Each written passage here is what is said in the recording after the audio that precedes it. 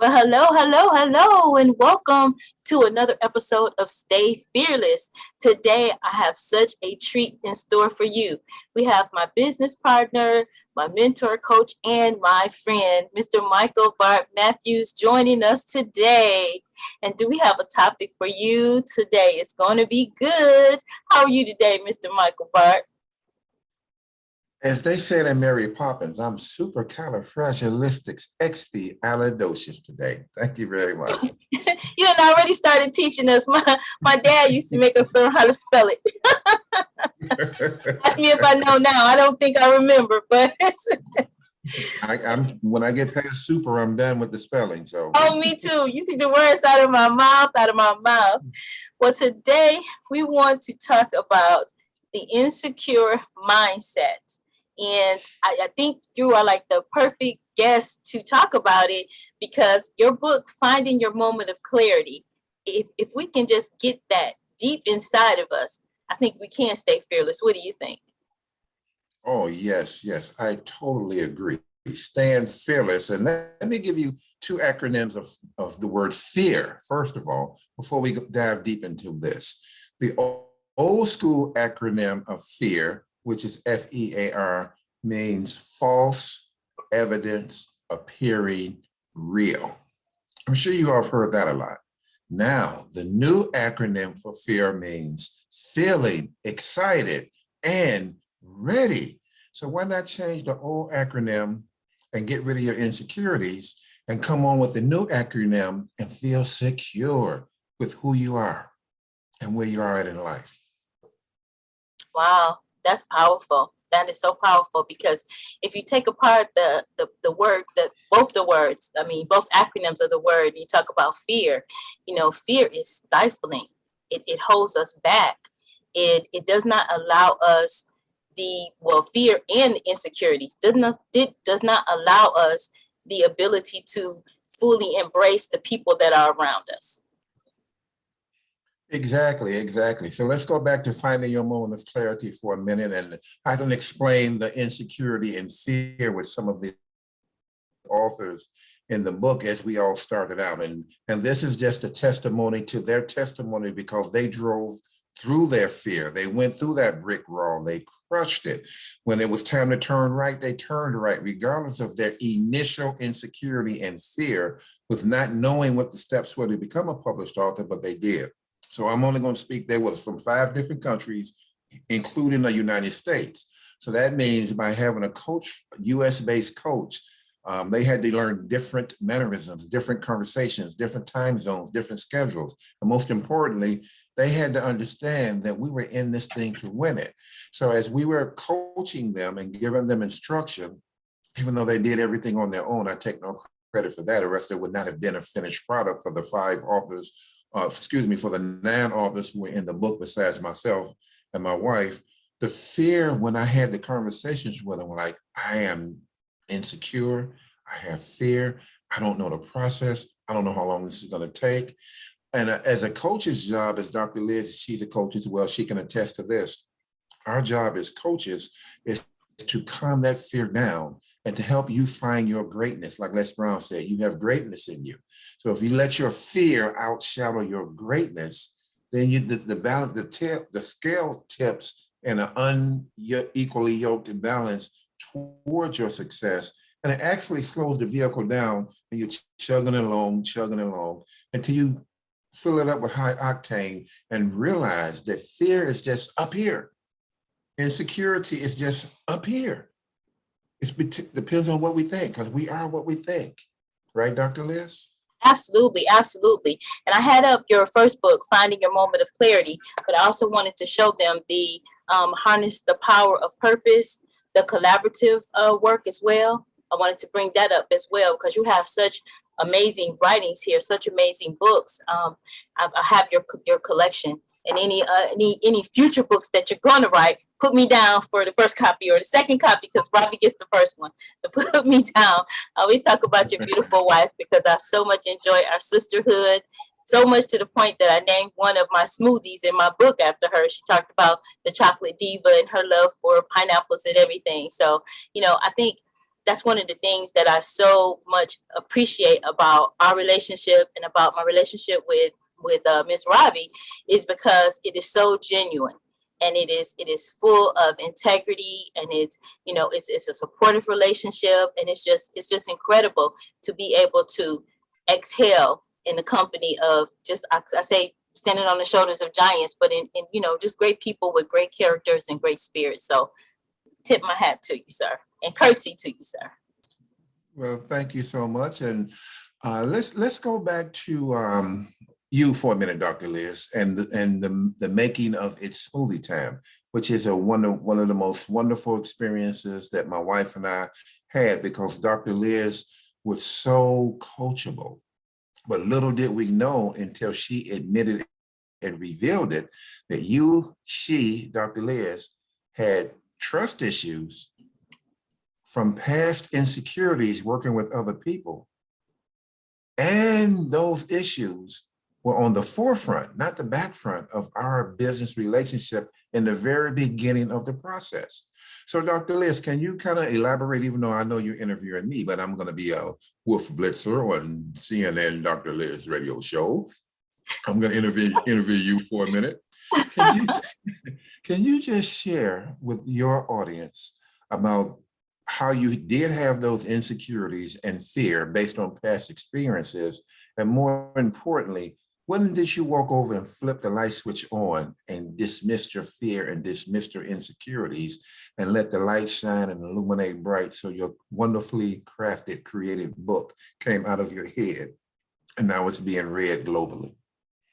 Wow, what a power pack question. Well, truthfully, my insecurities, initially I came out like little, what is that, Little Red Riding Hood, or that used to take all of her cookies and go into the into the forest and have her want to share it with everybody, kumbaya, everybody. But Little Red Riding Hood, she woke up because she kept running into the big bad wolf in sheep's clothing, if you will. So, it was just years upon years of meeting different people who honestly didn't have integrity. They did not keep their word, or, and I think one of the things is, when you sort of walk through life with your innocence, and then when you have that innocence taken from you because you were so trusting and someone showed you that they were not trustworthy, whether it be male or whether it be female, that for some reason their insecurities or jealousies or what have you, just got the best of them, and they showed you the ugly side of people. So and then it's challenging when you are a female, and I was in real estate, which is used to be a male dominated industry. And in order for me to go into that industry, I had to come up against some really strong men. And they would, they did not respect me at the table, or they, it was just a lot of disrespect, period. Whether it was, sexual innuendos, or it was just totally, not keeping their word, or just trying to roll over me at the table. And I had to stand up and show them that that's not who I am.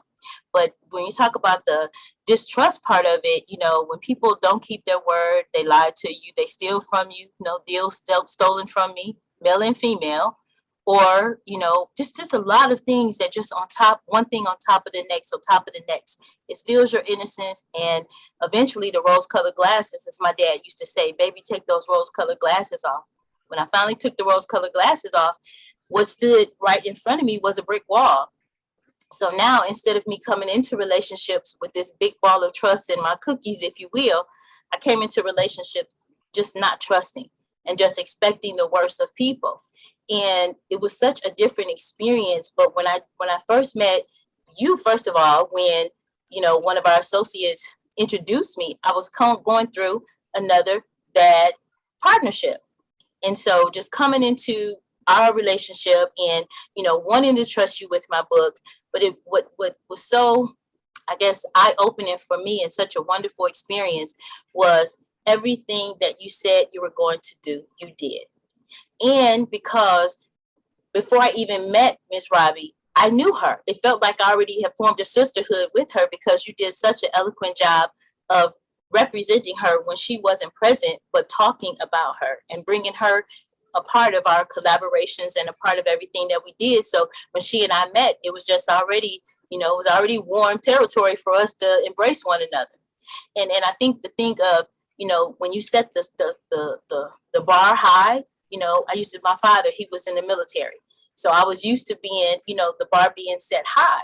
And so when you came in and everything that you said, you know, not on time, but 5 minutes early to everything, you know, just everything was just worked. And it was just such a wonderful, enlightening experience. There was always integrity. There was always respect. There was just so much excellence there that I couldn't do anything but let that wall drop and trust you with my baby, my book.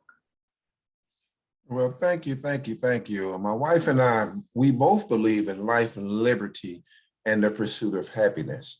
And that means we have to know who we are. She has to know who she is as a woman when she's with me and when she's without me.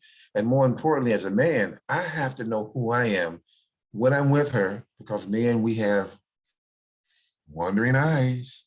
But more importantly, when I'm without her. So instead of being an insecure man, I have to be a very secure man, that I know who I am when I'm without my wife. Because I'll give you a quick example. Then she's in a club called the Global Women's Club, and I'm in the global man sector of that club. One of our good friends, she's Armenian, but she lives in London, and she flew into Chicago with another one of our friends, Shantella Richardson. And then they started the very first of 50 global women's clubs, which started here in Chicago several years ago. And when I mean women, it was myself, her husband, and maybe Mr. Laszlo, who got nominated twice for the Nobel Peace Prize. It was people like that there, but it was only 4 men in a room of 30 women.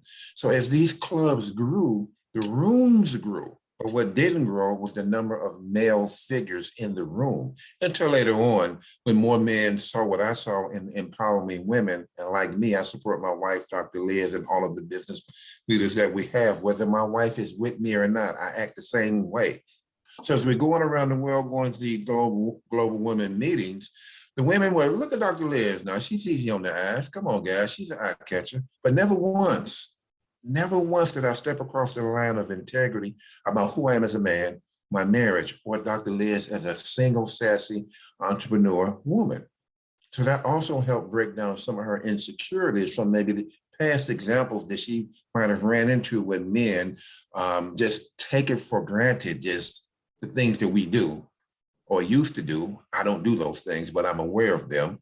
So being a person of security rather than insecurity, knowing who I am first, doesn't have anything to do with my wife, doesn't have anything to do with another woman. As I look in the mirror, I have to need to tell that dude who he is. So when he steps out or put his dobs on and put his suits on and steps out into the world, he's secure enough that he can handle any situation with integrity and respect, man or woman, and still be the same man. You know, when my wife goes out, for example, I never call her. I say, if you need me, call me. She said, you can call me. I said, no, I trust you, number one. And number two, I don't want to be the only husband blowing up my wife's phone. Like, Dad, but girl, your husband don't trust you? I said, so if you're in an emergency and you need me, call me. If not, then I'm going to do what I got to do. And sometimes I stay at home and do nothing. And she's the same way with me. You know, so that's what I mean by secure and insecure, trust versus non-trust. And the reason that I'm spending a lot of time, I asked Dr. Liz, can we have this conversation? Because I ran into a couple of those issues, and by her being my business partner, I said, well, let's you and I talk about these issues between one another and my wife, just to see where we balance out at. And it was a blessing that we were equally yoked when it came to this subject, when it came to the relationship capital that we have built with each other. Because like Dr. Liz said, I know I'm talking a little bit long, but I'm going to throw it back over to you, Dr. Liz. Like Dr. Liz said, the first thing I do when I speak or meet women is I let them know I'm married. I let them know, because I talk about my wife. I'm on stage presenting a totally different subject. I give my wife a 15, 20, 30-minute intro about, you know, so people will know that I have somebody that's for me and with me, even though she's not physically in the presence of the room. I want everybody to know that. So hopefully I would stop whatever might come behind that had I not done that as a man of integrity. First of all, for myself, because my wife, if she's not there, she'll never know. You don't have to tell. And most men don't tell on themselves, but if you have nothing to do, you have nothing to tell. You have nothing to tell, you have nothing to hide, fellas.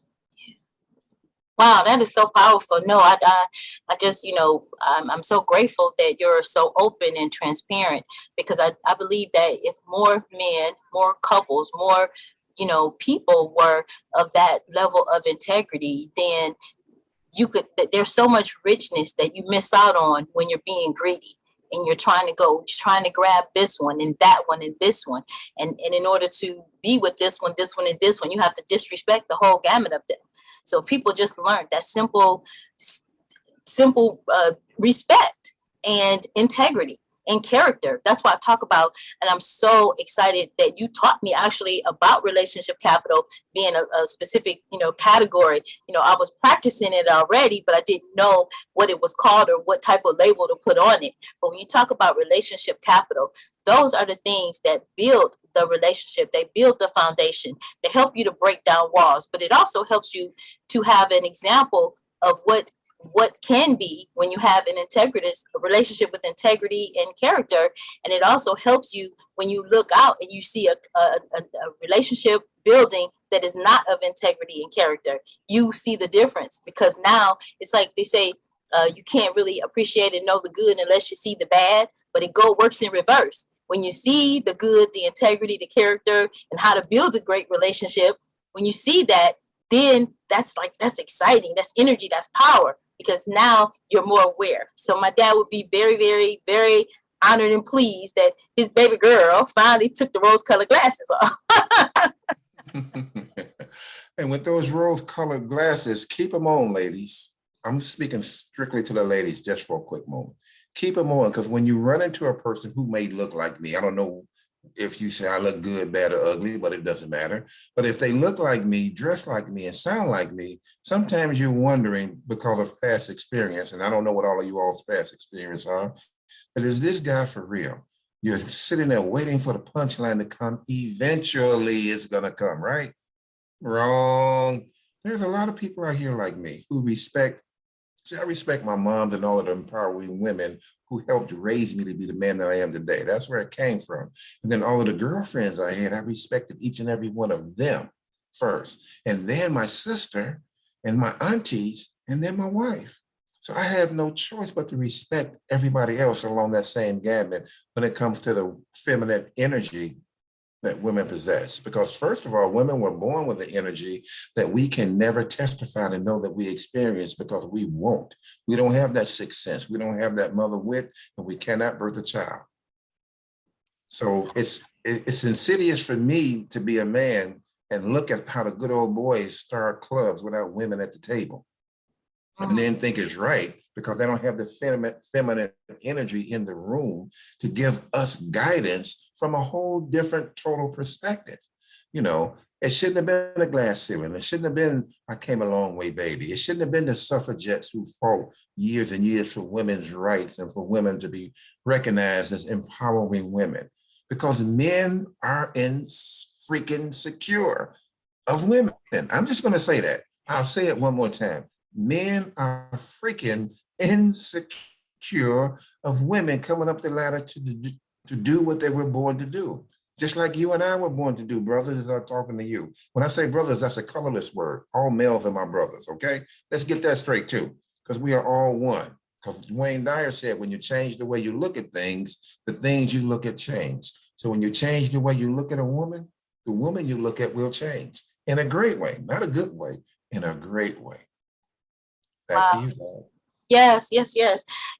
I just wanted to touch on this point too, because I do, and I'll be the first one to step up to the line and say that I do. I've run into a lot of insecure men, but insecure men can do a lot of damage to the women in their lives.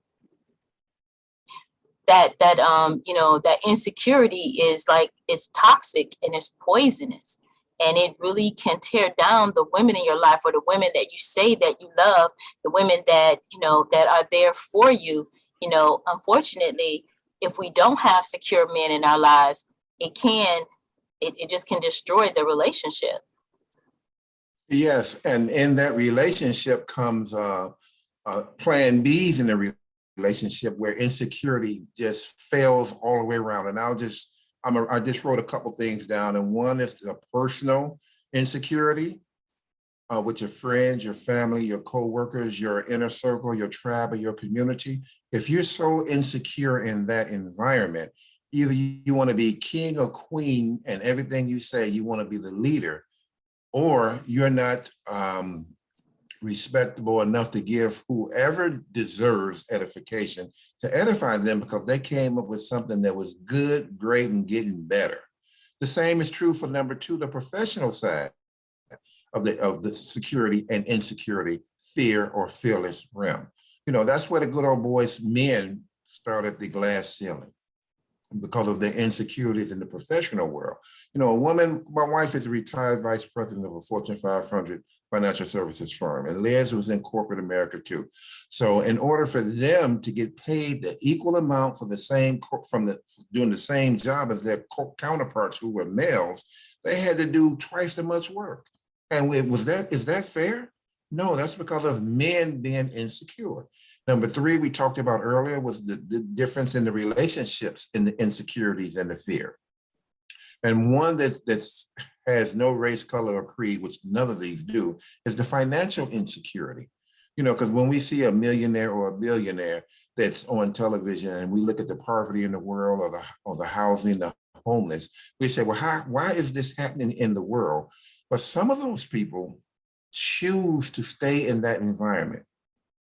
Some do, not all, because I know personally of what some of these billionaires have done, because I have a couple of them that have coached me, and I know the give back programs that they do. Matter of fact, the give back pledge with Warren Buffett and Steve Gates is not a binding contractual form, but it says that during our lifetime, we're going to give back half of our earnings. And they're doing it while they're living, and they're procuring it and passing on from generation to generation. Even though they have so much money, they'll never run out of money because the compound interest, even though it's less than 0%. But if you put that on $1 billion, you're going to make some money. So the financial insecurity or fear because you don't have enough finances is one that will wreck and ruin man and woman, single or married, or your partner.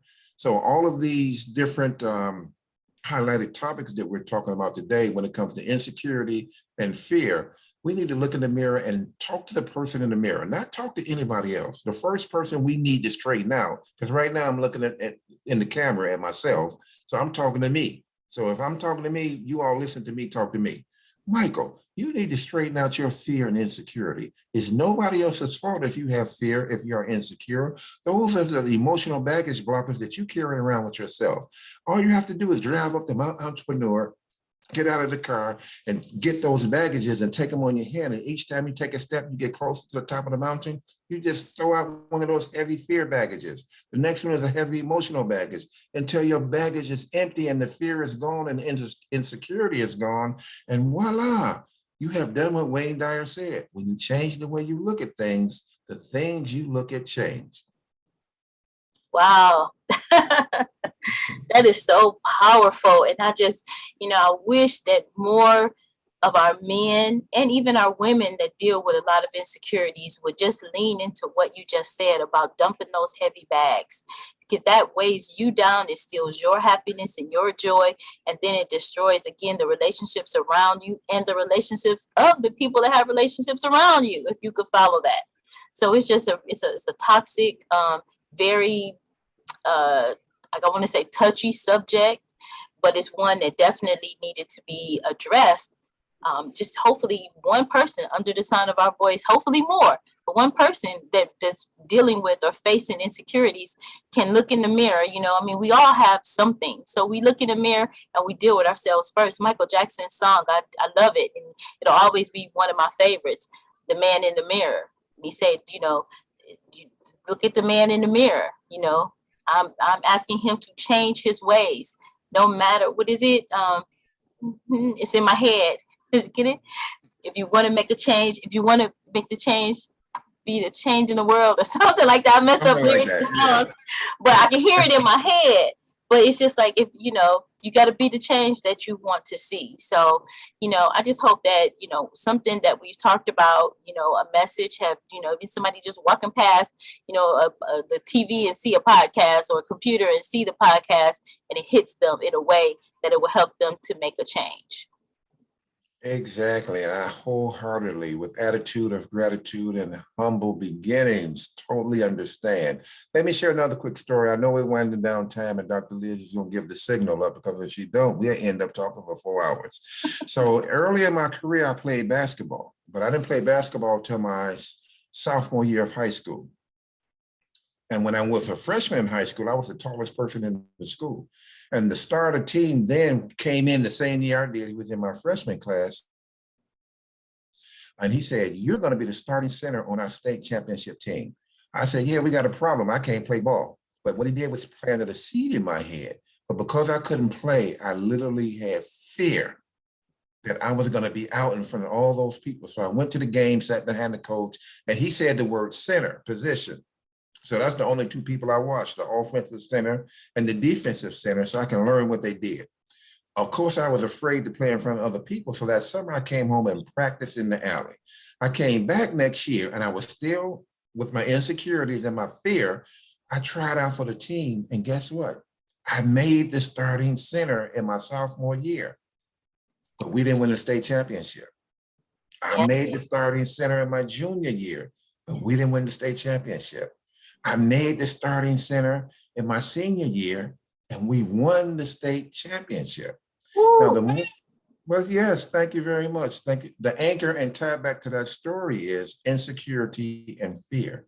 What if Mike Matthews, who could not play basketball in his freshman year, would have allowed his fear and insecurity to stop him from practicing on his own, facing his fear in his sophomore year to try out for the team, have the most feared experience the whole sophomore year, and still win a state championship?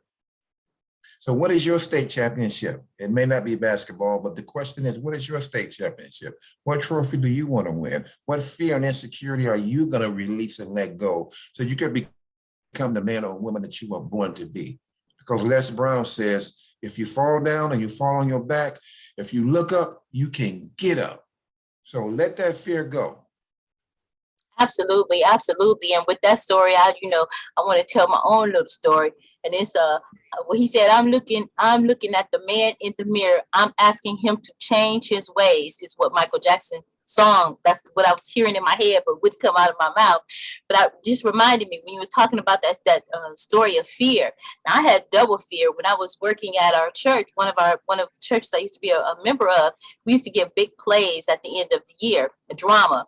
And my children were in the plays, and my son was off script, and like he'd read a script, and overnight he'd be off script. All the adults were on script, and he was about 10 years old. So now I don't talk harshly to my children, like some parents are argumentative. We talk and we work things through. They're totally different type of parenting. But excuse me, when we went to try out for the play, I was just kind of thrown into a role, and the role was to be harsh with my son, and was really arguing with them really, really harsh, and I just couldn't get it. So I heard the people, I'm sorry, we were in church, and I'm gonna tell the truth though, they were talking about me because I sucked. I was terrible. The director, he said, "Oh, you're horrible," like in front of everybody. So I was embarrassed by him. I was embarrassed by the other people, and I was also I was just so much in fear. I went home, and thank you, Loretta Devine, because she had a movie that she was arguing with her son. I watched that movie, I believe, the whole weekend, over and over and over again, just starting back at that part where she was arguing with her son. And I had to swallow my fear, looking at the man in the mirror, changing your ways. And I got there, and I got on stage, and when I heard the director say, "Oh, this is going to be good," because I came out there and I left myself and I pulled Loretta Devine in, and I gave it to him. And it was like one of the best plays that they had ever had. And I was the first person to come out on the stage. So I say that and I tell that story because there's people around you that, you have no idea how they see you. And they will treat you a certain way. But if you listen to what they're saying, the naysayers, if you listen to what they're saying, and you listen to your fears, it'll stifle you. I felt so free and so empowered when I got on that stage.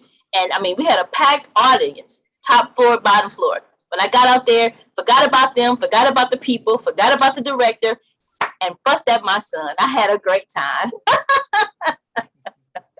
So, so just dropping that and dropping all of those things that we say to ourselves and that other people say to us, don't let it stop you, because there is nothing that you can't do. You tell yourself you can do it, and you go and you practice. You go, you put that time in, you can accomplish it.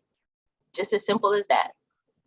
Yes, you can. And in closing for me, unless Dr. Liz wants to keep on going, because we can keep on flowing, it's a terrible sin around the world when we as adults allow our insecurities or our fears to be bigger than our dreams. Now take that nugget. When we allow our insecurities and fears to become bigger than our dreams. Earl Nightingale, we become what we think about. Napoleon Hill, whatever the man of man can conceive and believe. We become bigger than our dreams with that fear factor, unless you can break the chains of the human chains, the physical, the mental chains from the fear and insecurity that holds us back. You can't see the chain, but you can feel it. So why is that? Because when the dream is big enough, the facts don't count. So yes, this is one of my favorite poems, and I'm just gonna close with this. It's about the dream. So get rid of your insecurities, get rid of your fears, and face the man or woman in the mirror. And how big is your dream? J. Paul Getty said, your dream should be so big that you cannot accomplish them in one lifetime. So that means you don't have time for fear and insecurity for yourself or for anybody else. So choose a wish, find a dream, pick a shooting star. Let your hopes and spirits soar high and free and far. Reach for the unreachable, then stretch to touch the sky. No dream you treasure is too far away and high. Believe in the impossible, then work and try and do. For those of you who dare to dream, you can make your dreams come true. Get out of here, insecurities. Get out of here, fear. Come in here, dream. I get you. That is absolutely phenomenal, an amazing way to end our podcast today. But Mr. Michael Bart Matthews had no idea that I'm going to do this, but I am going to put his information in the description box, because if you have a story in your head and you want your story to be published and read, you want to get in contact with Recreate Books. I'll put all the information down in the description, because you can write it. I wrote a book. You can do it too. So bye for now and stay fearless.